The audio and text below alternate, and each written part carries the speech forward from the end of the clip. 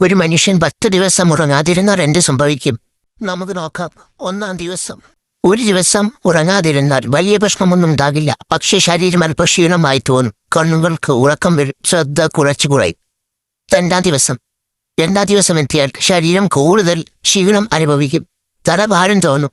ചെറിയ കാര്യങ്ങൾ പോലും ചെയ്യാൻ ബുദ്ധിമുട്ടും തോന്നും.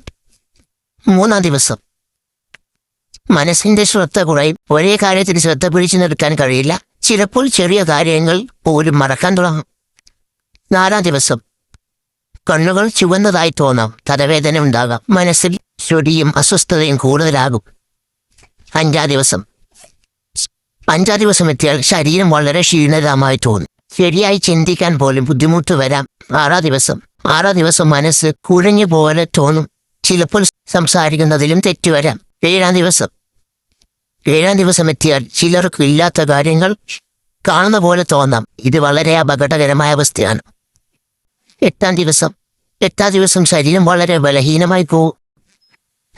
നടക്കാനും സാധാരണ കാര്യങ്ങൾ ചെയ്യാനും ബുദ്ധിമുട്ട് വരും.